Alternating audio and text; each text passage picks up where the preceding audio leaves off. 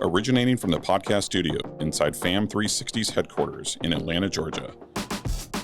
This is the Above and Beyond Leadership Podcast.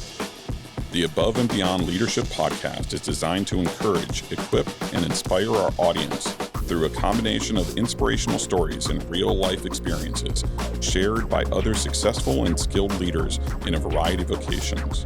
We hope that the Above and Beyond Leadership Podcast empowers each one of us to step out, step up, and ultimately thrive as leaders. Now here's our host, Mr. Matt Maloney. Greetings, everyone. Welcome back to another episode of the Above and Beyond Leadership Podcast. I am your host, Matt Maloney. We are back again today with our guest, Justin Miller. Justin, thanks for being on the show again with us. Thanks for having me. Before we get started, I'd like to share this quote from Denzel Washington, actually, that is really, I think this also embodies you and your organization and things about you and how you lead in your life personally and professionally. So at the end, it's not about what you have or even what you've accomplished. It's about who you've lifted up, who you've made better. It's about what you've given back. And there's no doubt, I mean, with everything that you're doing within Untold and the impact that you're having, which I know is one of your aims in Kenya, on the ground in East Africa, and eventually elsewhere in Africa. I mean, you are giving back your heart and soul, and I thank you for that. I think that leaders can learn from so many different people, so many different things, and I think the heart of the leader resonates, and it is the single most important thing. Thank you for having that heart to do what you're doing and leading those people. Thank you for saying that. It's honestly a great joy of my life that I get to do that work. Yeah, and I feel I've been deeply blessed by being close to that work and to the people that we get to serve. Oh, I know it's rewarding just as rewarding for you. So yeah, that's great. So let's pick up a little bit from the last episode, and I want to make sure that we didn't, because we ran out of time. I want to make sure that we didn't miss something that you'd like to share about Untold and what you guys are doing and what you're aiming to do. I know you're putting plans in place for the next 3 to 5 years. You have some goals that you're trying to do. Maybe you'd like to share some of those plans or share some of those goals with the audience. And then I'd like to share with the audience where they can also find out information about Untold as well at the end of that. Yeah. Well, just to remind the listeners that at its core, one of the things that sets Untold apart is that we really see the people living with HIV in this time. They're facing not only the at times overwhelming sickness that they're facing, but they are facing this incredible stigma. Yeah. And it ultimately begins to erode all aspects of their life, their physical health, their spiritual health, as many times they're not even welcome in the church, their emotional health as they experience trauma, like losing their kids to HIV, facing discrimination, a lot of trauma. And then also the economic component, which is not unique to our clients, but they do face a lot of marginalization economically. Sometimes they're not able to do business because of their HIV status, or they just lack the opportunity. And so that's the core of our model is a 9-month program that we run in these 90 centers. And at each one of those centers, we have 80 clients at a time. So at any given time right now, we'd have upwards of 7,000 individual clients who are going through this program. Wow. And that program is designed to try to bring restoration into those 4 key relationships in their life: their physical, spiritual, emotional, and economic health. So that's through counseling, through training, through community, through medical interventions if needed, and then of course discipleship as we walk with them on wherever they are on their spiritual journey. So that's what we're trying to do. We're trying to replicate that model, not just in East Africa, but hopefully beyond in South Africa. And as I said on the episode, in service of this greater vision that we know is not able to be accomplished just on our own, but to create a world where no story is cut short or silenced by AIDS. And we believe that we're a part of that, but that there are other organizations and people needed to help us realize that goal. So you're 90 communities right now. You're looking to add, is it 60 more? 60 more before the end of 2024. So that's a big goal, right? Yeah. I mean, I would think that that's pretty tough to do. And when you talk about communities, kind of share with me and the audience, what does a community look like? Is a community a town, a city, a village? Yeah. What is it? Yes, most of our model is based in these informal settlements. We might call them slums. So they're urban, they're very dense, high extreme rates of poverty as well as HIV, and that's our core target area. We're now developing models that allow us to take our work outside of these big cities into more rural areas. Okay, but that's not our primary area right now. And so, and as you mentioned on the last episode, whenever we go into a community, it's always in partnership with a local church. And that doesn't mean that people that come into the program have to, be a part of any particular faith. Right, sure. And we have folks from all different backgrounds, but the church is, for the most part, seen as a safe place in the community where they can come to receive help. Yeah, that's the roots of the community, and that's the roots of where you plant. Yeah, right? exactly. And so obviously that our East African team is carrying out that amazing work, and we get the opportunity here to invite people to partner with us. And so we are predominantly a fundraising team here in the U.S. Developing partnerships, and we'll have the opportunity this year, God willing, to raise about $7 million. I was going to ask, what are your goals this year for fundraising, right? This year would be $7 million. And which is, talking about the last episode, where incredible. We started with $200 a month was the need. And here we are today. It's beyond our wildest imagination. That's incredible. God has blessed the organization, but rightfully so with what you're doing. And congratulations on that. Well, that's great. Where can people find information out about Untold Inc.? And is there any literature and other things that they can pull down from the web? Where's that at? Yeah, I would say, just to keep it simple, I would just go to untold.org. Untold.org. That has all of the links there to our social accounts. That has a full explanation of our ministry and our impact to date. And I'd love to partner with your listeners in some way, and that may be even coming to work for us. So if you've heard this and you're looking for a new opportunity, we're trying to add to our team. That's great. Yeah, that you never know where you might find in the most or the least likely places you stumble upon somebody who could be great for the team. So take note of that, everyone out there. Let's shift gears. Let's talk about Justin Miller, your family. Before we talk about your immediate family, your wife and children, kind of share with the audience your upbringing. Let's go. Where are you from? Where did you grow up? And then, of course, how did you meet your wife and that story? Yeah, well, I actually grew up in the greater Atlanta area, which is somewhat rare these days. It is. You're definitely a rare breed. And I can claim Atlanta, but the reality is I grew up in a suburb of Atlanta called Fayetteville, on the south side of town. Yep. It's the commuter community for Chick-fil-A and Delta. So that was the area that I grew up in. And I grew up with just such an incredible family. My mom and dad are just faithful followers of Jesus. And from the youngest age, they modeled what it meant to live out that faith, to serve. My dad was in a company that shares that same value and mission. And so I got to watch as Chick-fil-A obviously has grown and exploded. My dad was part of that team before I was even born. And so I've grown up watching that organization and watching the leaders of the organization that share some of those same values. So really just an amazing upbringing. I have one younger brother. He's a big part of my story. Because in the midst of, in many ways, a picture perfect childhood, my brother has very severe disabilities, and he's nonverbal. He requires a lot of care, and that was something that God used to shape me in a really profound way. I'm sure it was obviously one. I would imagine also part of the inspiration for what you're even doing today.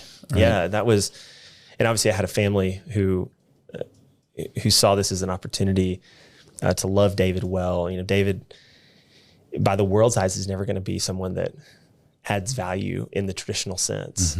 But there's a closeness to God when you're with people that like my brother. No doubt. And so, people might see that kind of having someone in your family like that to be a burden or an inconvenience, but it truly was a blessing for our family. And just to grow up with a brother like David. And then, as you said, to see later in life, which at the time I couldn't really see, but when you think about dedicating my life to serve those with HIV, in our communities, disability and disease are not that different. No. We see the same kind of marginalization that happens with someone with disabilities. There's not great systems of support for them. There is stigma that exists around these disabilities sometimes. Yeah. And so God used that to awaken in me this desire, this purpose to help care for those who are outcast. And now I see that I get to play. That's incredible. I get to play that out in East Africa. So David is amazing. He still lives here in the Atlanta area. He's 32 now, and but he's awesome, and it's a big part of my story. And so thankful that God gifted our family with him. Yeah. Do you live near him? Are you able to see him often? If you know Atlanta, you know that I live near downtown, and he lives in Woodstock. Okay, so Woodstock. It might as well be another another state. That's another city. But our families, our lives overlap so much with my family that we do get to see him a good bit. That's good. Yeah, that's great. Thanks for sharing that. When you looked at so grew up Fayetteville, talked about your brother, your parents. How did you meet your wife, and then talk about your current family? Yeah, so I ended up... a big smile there. Well, I just want your wife to know, just really an intense pause of a smile. So this is good. Well, it is good. And it's one of those moments where I just look back and I see God's hand and how he moved in my life in that time, because I ended up going to Vanderbilt University. Love that school and loved everything about that experience, but that was not where I had my sights set. I was not looking to go there. And in that season of my life, God just closed a bunch of doors, doors that likely in my own interest and ambitions you would have probably walked through. You would have walked through those doors. He closed those doors. And it wasn't, a couple months into school at Vanderbilt that I met my wife. We do joke though that neither of us remember that first meeting. So it wasn't like there wasn't this big moment, right? We locked eyes across the room. Yeah. But it was first semester freshman year, so we were meeting a lot of people. But the first date I took her on was to the semi-formal of the fraternity that I was rushing at the time. Yeah. And so we started just going on dates, and we started dating our sophomore year. As a past guest of yours, Tyler, shared, we also broke up one time. I think that's just what you have to do in college. You have to do that, right, at some point. My wife and I, the same thing. Yeah, so we ended up getting engaged Christmas Day of our senior year of college, and we got married that summer after graduation. So 2009 was a big year for us. So that was a big, I think, so Christmas Day, you proposed. Yes. Right? So obviously you were planning all of this, presumably. It wasn't just spontaneity, right? Yeah. So what was that? I'm just curious, what was that like? Well, I won't eat up half our time telling you the full drawn out story. Yeah. But, we were actually separate. We were not in the same place on that day. So I was with my family, and she was in Fort Worth, Texas. Okay, Fort Worth. Which is where her family's from. Gotcha. And so I prepared a gift for her that she opened on Christmas morning. It was a trip for us to go to New York City right after Christmas. We were going to go up there. Well done. For 3 or 4 days. She loves Broadway. She loves shows. And so I just started, my plan was to propose to her in New York. And I realized that I didn't know New York. I couldn't make it as it's a scary unique. City if you don't know it. Yeah. I just didn't know how to make it feel not cliche. Yeah. Right. And so I decided, maybe her mindset is in, the fact that this might be happening in New York. And so I just hopped on a plane Christmas Day, told her I was at a family gathering, flew out, rented a car, drove to her parents' house, didn't tell her parents I was coming, which her parents didn't know either. So I'd asked her dad for permission. Right. But they didn't know that you were showing up Christmas morning or Christmas Day. That is a good Texas father. He has an arsenal of weapons. Of course he does. When I snuck onto his property, who knows where this is going to go. Right. Yeah, you're like, okay. But ended up, I planted a vase of flowers on the outside of the house and called my wife and said, hey, I think there's something that just got delivered for you. She came out. I was there, knelt down, proposed. Wow. And thankfully, she said I just got chills, man. So that was great. I'm glad you shared this that. This was before the time of we got a photographer here and somebody capturing the whole moment.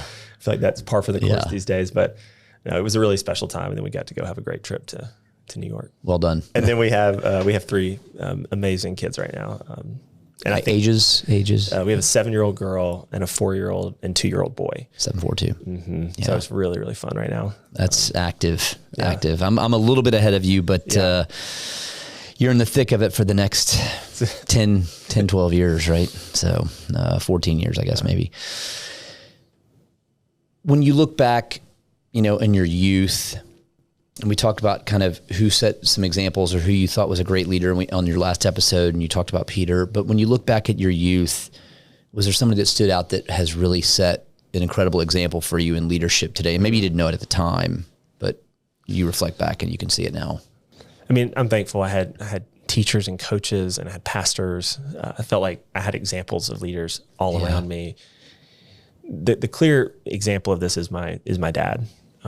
My dad, we laugh now because some of the things he did as a dad were probably a little bit unconventional. Like the way I earned my allowance was to read leadership books. So really? If I read a book, discussed it with him. That shouldn't shock me, knowing that your dad is in his position within Chick-fil-A and also his leadership group. But that's really interesting. Yes. So he, gosh, I'm going to take note on that right now. He put me in rooms that really were ahead of my time. And he showed me from a young age. He said, Justin, you can lead in these kind of ways. I mean, he instilled a belief in me that I had the potential to lead, even when I didn't see that. He put me in front of my first group to speak. That he was at a conference he was speaking at when I was 10 years old. Wow. He was talking about evangelism, and he wanted me to say, hey, if my 10-year-old son can share the gospel in this way, you guys can too. So so he thrust you onto the stage. You went up there and shared your faith. Old, well, through the bridge illustration. If you lived through the 90s in the church, you saw the bridge illustration. Yep. So all that to say, my dad was an incredible influence. He was simultaneously trying to help Chick-fil-A think about these leadership topics, and so they were getting to the core of this idea that great leaders serve as well, and defining what that looks like. So he modeled servant leadership. He led not just in the workplace, but led well at home, was present as a dad, led in our local church as a deacon and elder. Yeah. So he really modeled it. And he and my mom both modeled how to love and lead David well in the midst of that really, really tough situation. So I would say that he was the influence that shaped me the most.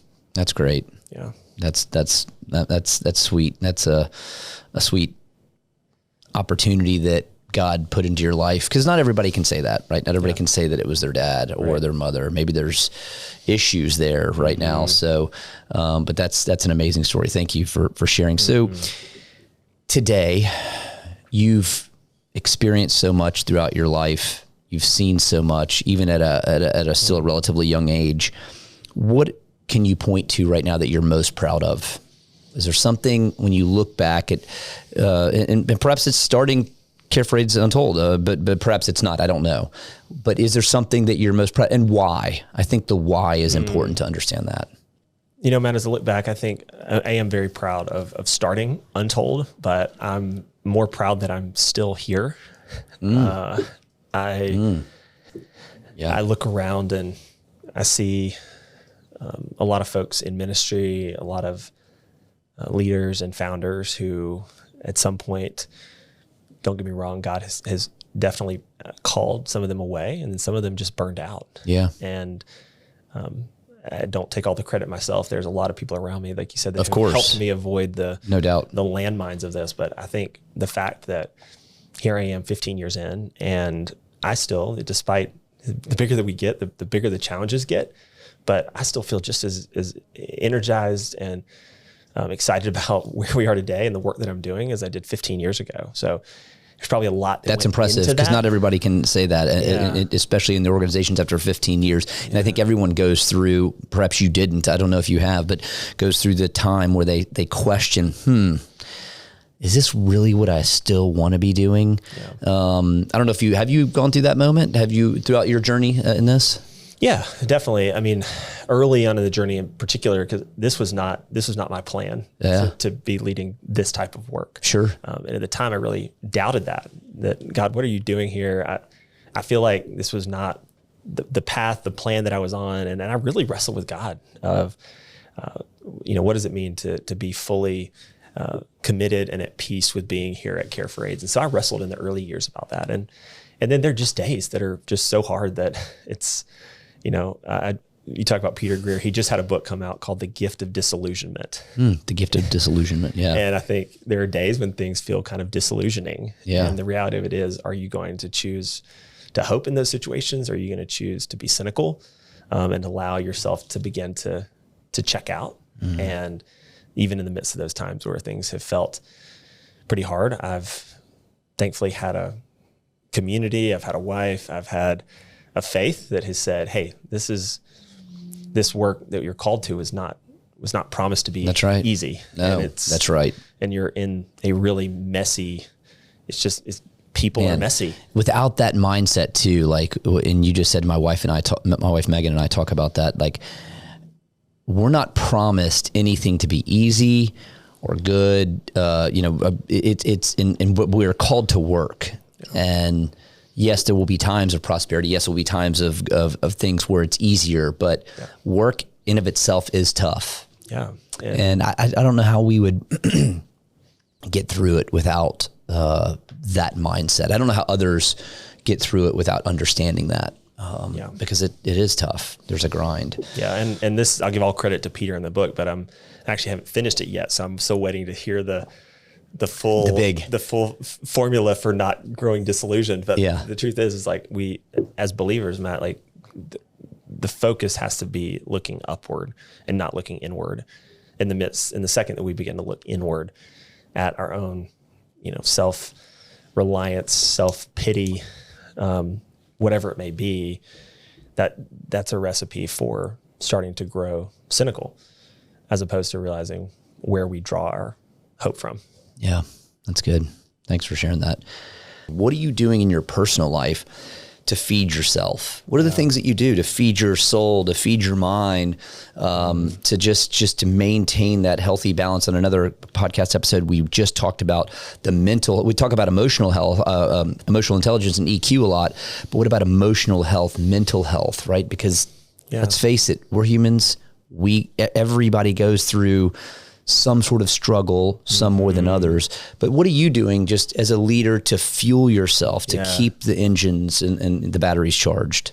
Yeah, well, I'm a planner through and through. And so I try nothing I do is my wife would like me to be more spontaneous probably, but I tend to be more planful.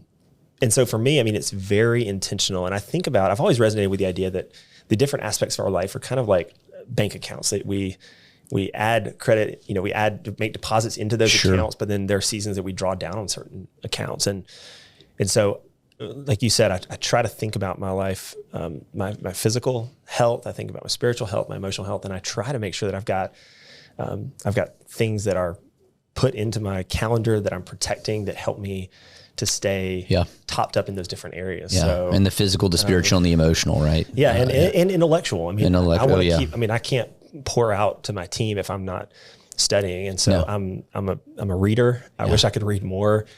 But I try to read about 15 minutes a day. When do you do that? I think that's good for the audience to hear. When do you read? Is it in the mornings? Is it the evenings? What do you find is easy for you? I like to do it in the mornings in a time when I'm actually doing a few things. I'm spending time in the Word of God. I'm praying, but I'm also reading something that I'm learning from that outside of the Bible that I'm studying. And so I try to block about an hour on my calendar every day. Yeah, that is for that formation time.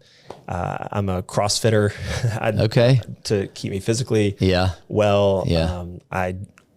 How many days a week do you work out? 3 days a week, 4 days a week? If I'm in town, I try to do, at least 3, but usually 3 to 4. So important. Yeah. And so this year I've tried to make the practice more regular of actually having basically a personal retreat day every month. And the last thing I'll mention is I've had some intentional communities of leaders around me for the past decade. And that's been a lifeline because it is hard sometimes for folks that don't even understand. Truly in times the weight of leadership, as you said, in our last conversation, is that I've got 5 guys that I get together with every 2 weeks, and we've been doing it for a decade. And that's, that's one of the places I can go where I can take off my CEO hat. Yeah, safe. You can share, you can dump. Whether it's personal, professional, all of that, right? So whatever. And this year, for the first time in a while, I'm actually in another kind of peer mentoring group with other nonprofit CEOs. And that's not always part of my rhythm, but it has been this year, and it's been really life-giving. So with all the reading you do, with all the study, the groups, the people that have spoken to your life, is there a motto, scripture, creed, something that whether you live by it or whether it's just something right now that's resonating with you, that's got you passionate about what you're doing? I try to have a verse or two that every year that kind of is a theme for the year, something that I'm meditating on. And I've had a number of verses over the years that I've been drawn to, but there was actually just a quote that I'd heard before, but I was reminded of it last week. And I thought it would be appropriate to share because it struck me when I heard it again. It says, the place that God calls you to is the place where your deep gladness and the world's deep hunger meet. Oh, the place where your deep gladness and the world's deep hunger meet. And that's by Frederick Buechner, who's a pastor. And for me, and this is an invitation for folks who would even say, I'm not interested of things of faith, is to say that the life that you may be looking for is at the intersection of the things that are inside of you that you've maybe not even looked at or examined, that God has put in you that you are passionate about, that is part of your purpose, and what are the needs in the world that you can help to meet. There's someone there that needs that. Yeah, it's both the looking inward and the looking outward. And I think for me, that's really what makes working with Untold so great, is that I get to understanding that what God has uniquely equipped me to is to be able to invite people into his kingdom work and raise resources for that work and do that in such a way that's helping to alleviate something that the world is a great need. So I think you're indeed meeting that need. That's for sure. I think as people are wondering where, what their, vocation is or what their call is, I think that's the secret. Justin Miller, you are a man of great faith, and that has allowed you to be a great leader.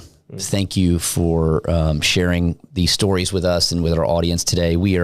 Unfortunately, we're out of time, but I could continue on. We're going to have to schedule some follow-up, and I think the audience is going to want to hear some follow-up as to how Untold is going and some of your growth plans this year, and learn more about some of the leadership principles and just wisdom that you have. Thanks for sharing. That was really rich. So I appreciate your time today. Thank you, everybody listening out in podcast land. Thanks for joining us. I hope your journey is filled with opportunity to lift others up.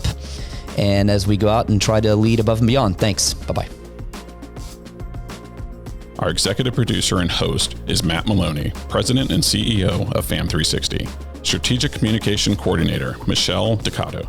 Production assistance by Tin Dog Studios. Director, John Berland. Creative Assistant, Whitney Berland.